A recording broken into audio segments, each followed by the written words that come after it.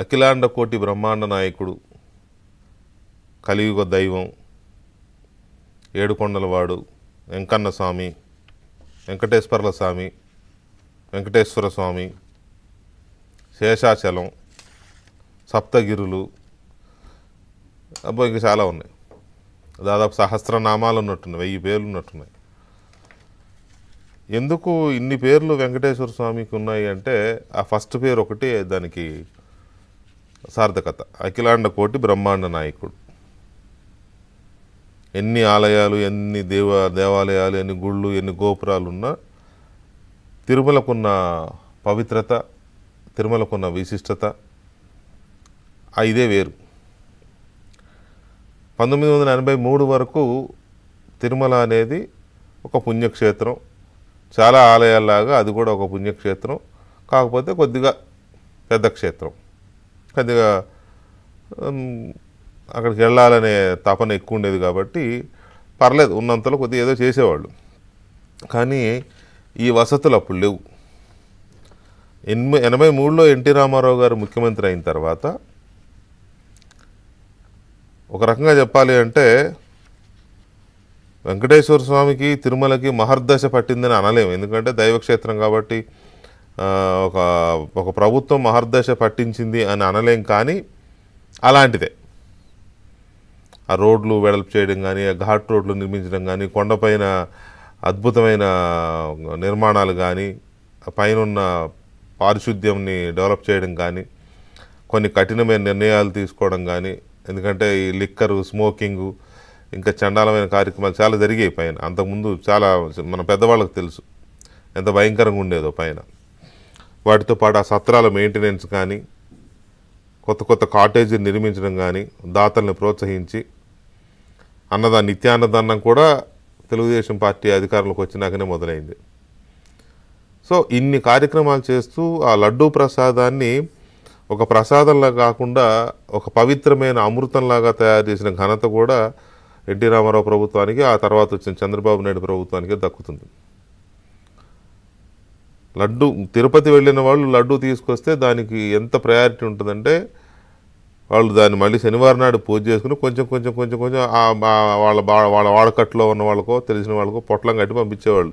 ఇంత లడ్డు ముక్క, ఒక కాశీదారం, అలాంటి 2-3. అది అంత ఇది ఉండేది. ఇప్పుడు చూస్తే ఏముంది, ప్రసాదంలా తింటలే ఎవడో, భోజనంలా తింటున్నారు. తిరుపతి లడ్డు అంటే భోజనం అయిపోయింది. ఎక్కడి నుంచి వస్తున్నాయో, ఎందుకు వస్తున్నాయో, ఎవడిస్తున్నాడో అర్థం కాదు. ఆ మధ్య రానేవాళ్ళు లడ్డూలు బ్లాకులో కూడా తయారు చేస్తున్నారని. ఏమో చెప్పలేం. మొన్న ఫ్రెండ్ చెప్తున్నాడు, మా ఇంట్లో తిరుపతి లడ్డు చేసామరా అని. తిరుపతి లడ్డు చేయడం ఏంటని అంటే సేమ్ అలాగనే అని. అంటే దాని పేరే తిరుపతి లడ్డు, ఇంట్లో చేసేసుకున్నారు. ఏమో దాన్ని తీసుకెళ్ళి తిరుపతిలో కొండ మీద ఏ లడ్డూలు అంటే మన పిచ్చి భక్తులు కొనేస్తారు కదా అమాయకంగా. సో అది పరిస్థితి.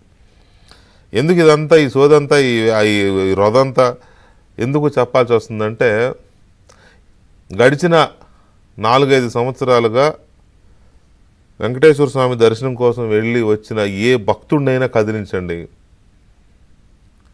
ఆ ప్రభుత్వాన్ని, అక్కడున్న టీటీడీ పాలక వర్గాన్ని, లేకపోతే అక్కడ ఉన్న ఉద్యోగుల పనితీరుని, లేకపోతే అక్కడున్న పరిసరాలని తిట్టుకుంటూ పంటి బిగున కోపాన్ని అణుచుకుంటూ దర్శనం చేసుకొచ్చారు తప్ప ఒక పవిత్రమైన భావనతో మనశ్శాంతిగా దర్శనం చేసుకుంటూ అలా ఎవరు.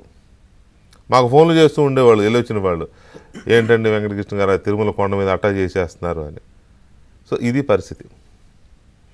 ఎందుకు తయారైంది తిరుమల ఇలా? ఈ దుర్మార్గులు ఏ స్థాయికి వెళ్ళారంటే అక్కడ కూడా అవినీతి, భయంకరమైన అవినీతి. సరే ఏదో చిలకొట్టుడు కొట్టారు తెలిసి తెలియక 5-10 ఎవరి దగ్గర అనుకుంటే అది ఎప్పుడు ఉంటుంది, మనుషులు ఎక్కడున్నా అది ఉంటుంది. వీళ్ళు వ్యవస్థీకృతం చేశారు కొండ మీద అవినీతిని, పంచుకున్నారు, భయంకరంగా పంచుకున్నారు. బుద్ధి జ్ఞానం లేకుండా, సిగ్గు శరం లేకుండా, దేవుడు అంటే భయం లేదు, భక్తి లేదు. ఎందుకంటే వాళ్ళ దేవుడు వేరు అనే మరి దాంట్లో చేసుకున్నారో ఏమో తెలియదు, కావాలని దీనికి చెడ్డ పేరు తేవాలనుకున్నారో తెలియదు. ఇలాంటి సిచ్యువేషన్లో తిరుమల ఎందుకు ఈ రకంగా భ్రష్టు పట్టిపోయింది? ఇక దీని మొత్తానికి ఆయన ఒక దేవగురువును పెట్టుకున్నాడు. ఆయనకు ఆ శక్తులు, అతీత శక్తులు, లేకపోతే అవి ఏమైనా ఉన్నాయో లేదో నాకు తెలియదు, కానీ వైజాగ్లో ఉండే స్వరూపానందం గారికి ఉన్నాయో లేదో నాకు తెలియనప్పుడు లేవని అనలేను, ఉన్నాయనడానికి నా మనసు ఒప్పుకోదు, నేను నమ్మను కాబట్టి. లేవని అనలేను, ఉంటే ఉండవచ్చు, అది వేరే విషయం. ఆయన జగన్మోహన్ రెడ్డి గారికి దేవగురువు.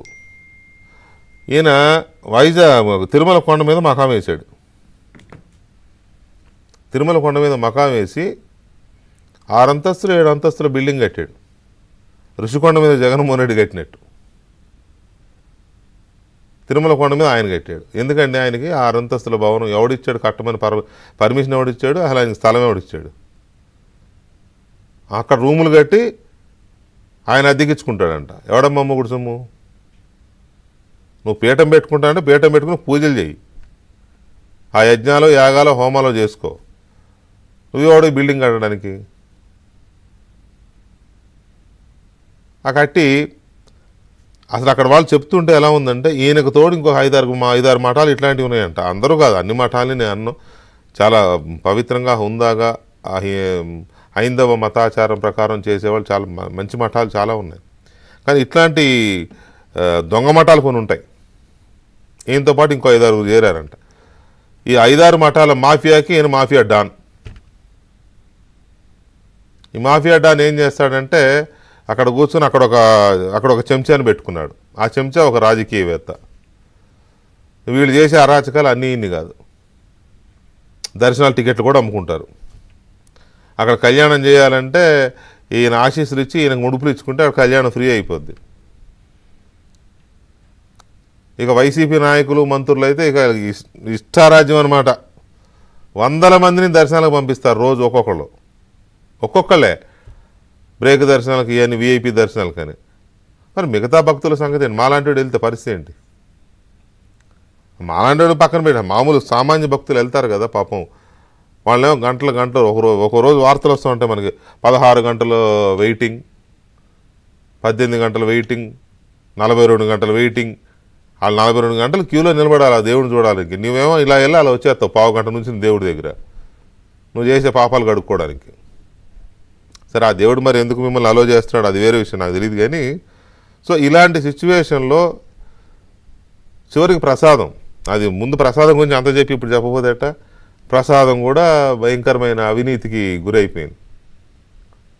దోచుకోవడమే, ప్రసాదంలో దోచుకోవడమే, నాసిరకం పదార్థాలు. చాలామందికి అంత 5 ఏళ్ల క్రితం తిరుపతి లడ్డు, తిరుపతి ప్రసాదం అది తింటుంటే అదొక ఆ ఫీలింగ్ వేరు. అది ఒక స్వీటో లేకపోతే ఒక తినుబండారమా, ఎవరో ఏ పేరైనా పెట్టుకోవచ్చు దానికి, ప్రసాదమా. ఎవరో ఏ పేరు, దేవుడి మీద నమ్మకం లేని వాళ్ళు ఏదో స్వీట్ అనుకుంటారేమో, దేవుడిని నమ్మేవాళ్ళు ప్రసాదం అనుకుంటారు, భక్తిగా తీసుకుంటారు. ఏదున్నా అది తింటుంటే అదొక ఫీల్ వేరు.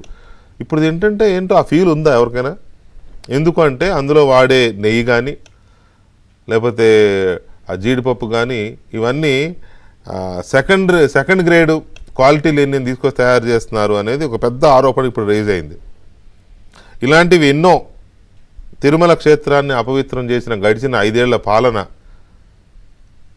ఆ బంధాల నుంచి ఇప్పుడు తిరుమల వెంకటేశ్వర స్వామిని తప్పించాలి. చంద్రబాబు నాయుడు గారు ప్రభుత్వం రాగానే ఈవోని మార్చారు. ఇక మరి చైర్మన్ ఎవరిని వేస్తారో, కొత్త బోర్డు ఎలా పనిచేస్తుంది ఏంటి, అక్కడ ఏమేమి జరగాలి, గడిచిన కాలంలో జరిగిన అక్రమాలు ఎలాంటివి, ఈ అంశాలు మనం చర్చిద్దాం. మనతో చర్చలో